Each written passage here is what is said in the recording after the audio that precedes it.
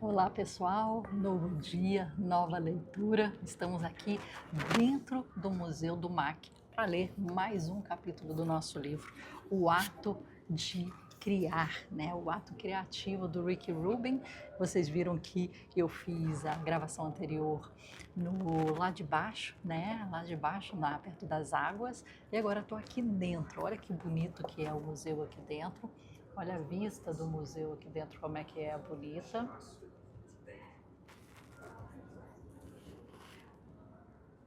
E aqui já começa a área de exposição. Está tendo uma exposição de esculturas aqui na varanda do MAC. E a gente vai sentar aqui para conversar um pouquinho sobre arte, do livro do Rick Rubin. O oposto é verdadeiro. Para qualquer regra que você aceitar do que pode ou que não pode fazer como artista, do que sua voz é ou não é, do que é necessário para fazer a obra ou do que não é necessário fazer a obra, vale a pena tentar o contrário. Se for escultor, por exemplo, pode partir da ideia de que aquilo que está fazendo tem que existir no mundo material. Essa seria a regra. Explorar o contrário disso seria considerar de que modo uma escultura pode existir sem ser um objeto físico. Isso me faz muito lembrar quando o Elon Musk até fala que as primeiras coisas que a gente tem que pensar quando tem um problema ou quando tem uma questão é voltar ao nível dos princípios. Quais são os princípios básicos, naturais, que integram as regras e as leis daquilo que você está tentando resolver? E a partir deles, né, é que você vai trazer soluções ou possíveis soluções. Isso é bem interessante. Talvez sua melhor obra seja concebida de forma digital ou até conceitual, sem nenhuma pegada sólida. Ou talvez não seja sua melhor obra, mas o processo de pensamento pode levá-lo a algum lugar novo e instigante.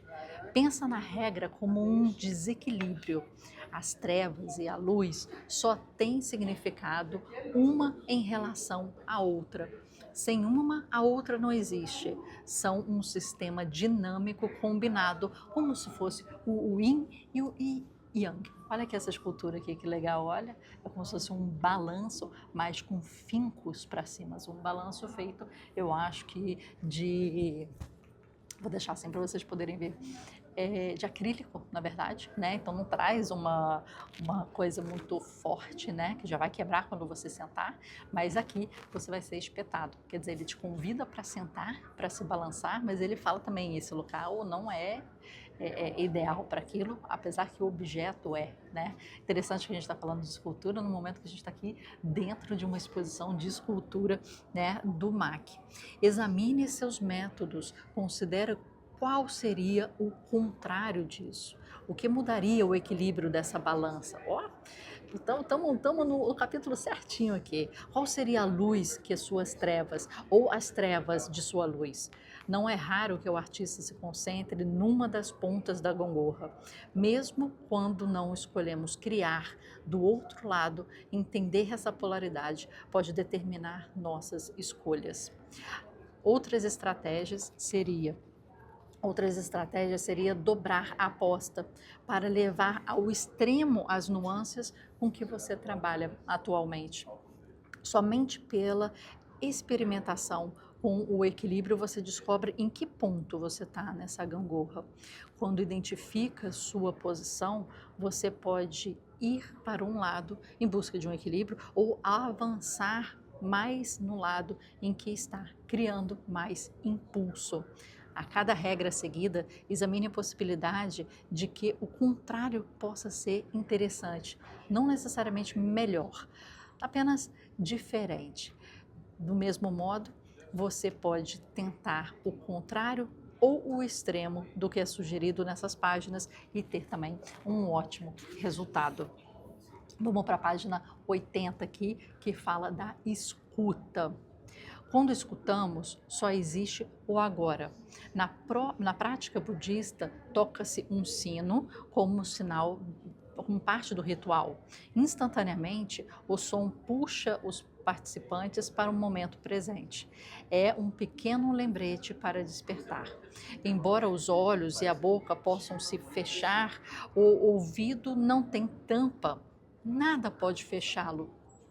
Ele aceita tudo que o cerca, recebe, mas não pode transmitir.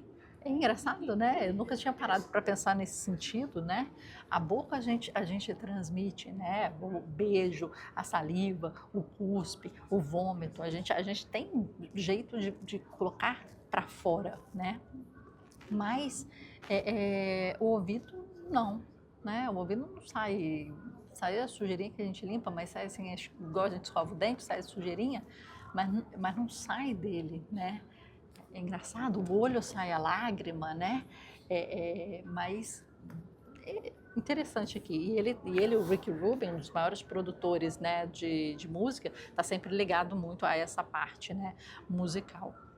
Escutar é prestar atenção nesses sons e estar presente com eles, estar em comunhão com eles. Mas dizer que escutamos com os ouvidos ou com a mente talvez seja uma concepção errada. Escutamos com todo o corpo, com todo o nosso eu. As vibrações que preenchem o espaço que nos cerca, as ondas sonoras que atingem o corpo, as percepções espaciais que elas indicam, as reações físicas e internas que estimulam. Tudo isso faz parte da escuta. Alguns sons graves só podem ser sentidos no corpo, não podem ser percebidos pelo ouvido. A diferença pode ser notada quando escutamos música com um fone de ouvido e não com um alto-falante. Os fones criam uma ilusão e enganam os sentidos para acreditarmos que ouvimos tudo o que a música oferece.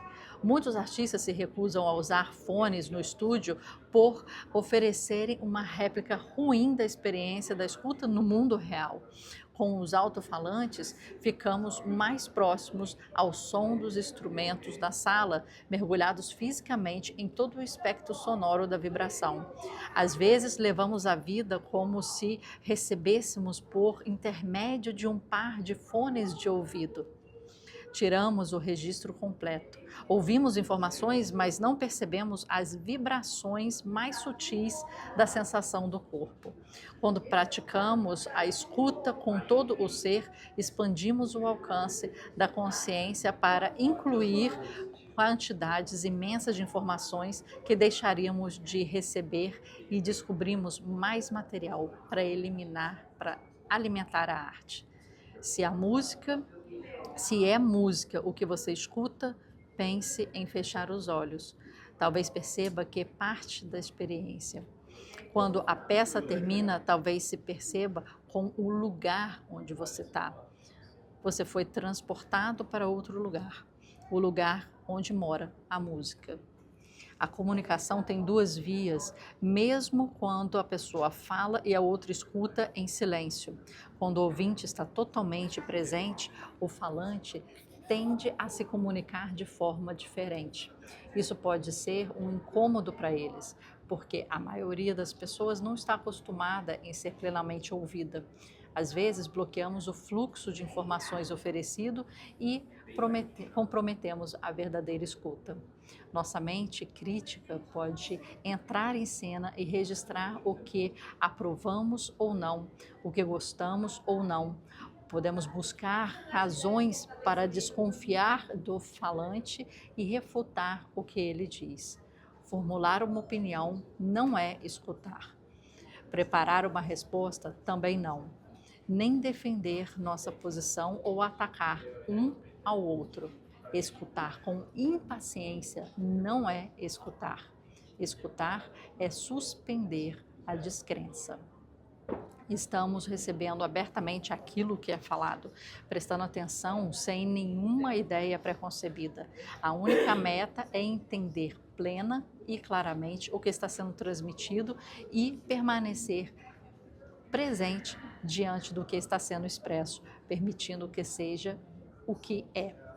Qualquer coisa a menos, além do desserviço ao falante, é desserviço a você mesmo. Enquanto cria e defende uma história na sua cabeça, você perde informações que podem alterar ou modificar os pensamentos atuais. Se formos além da nossa resposta automática, podemos descobrir que há algo mais que reverbera dentro de nós ou ajuda nossa compreensão. As nossas informações podem reforçar uma ideia, alterá-la um pouco ou invertê-la completamente. Escutar sem preconceito é o modo como crescemos e aprendemos como pessoas. Com muita frequência, não há respostas certas, só pontos de vistas diferentes. Quanto mais pontos de vistas aprendermos a ver, maior se torna a nossa compreensão. Nosso filtro pode começar a captar com mais exatidão o que verdadeiramente existe, em vez de apenas um fiapo estreito interpretado por nossos preconceitos. Seja qual for o tipo de arte que você faz, escutar abre possibilidades, permite que você seja um mundo maior. Talvez muitas das nossas crenças foram assimiladas antes que pudéssemos escolher o que nos ensinavam. Algumas delas podem retomar as antigas gerações e não se aplicar mais. Outras nunca deveriam ter sido adotadas. Assim, escutar não é apenas tomar consciência, é libertar-se das limitações já aceitas. Gostei dele fazer uma diferença muito grande entre os nossos sentidos, né?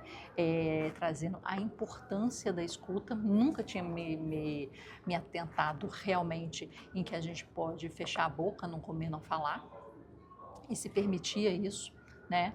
A gente pode fechar os olhos, não ver, não perceber a iluminação, o local, mas tampar os ouvidos é muito difícil. Você ainda assim continua ouvindo, de repente, o dentro de você, de repente, a vibração do ambiente, né? E a gente nunca consegue realmente, como ele falou, tampar o ouvido.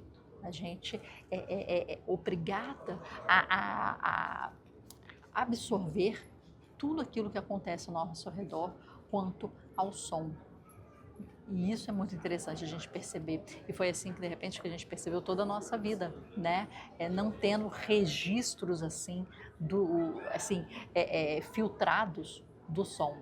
Então, espero que vocês tenham gostado. A gente terminou na página aqui 84, na página de paciência. E amanhã a gente continua na paciência. Vou mostrar um pouquinho para vocês aqui como é que é o MAC.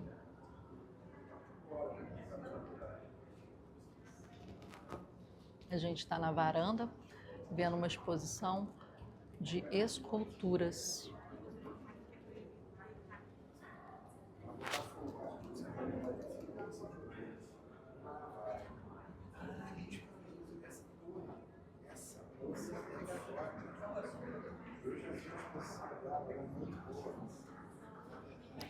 E aqui dentro tem outra exposição acontecendo na parte de dentro do MAC, que é uma exposição de pintura, em que tem muito mais obras de artes e interações.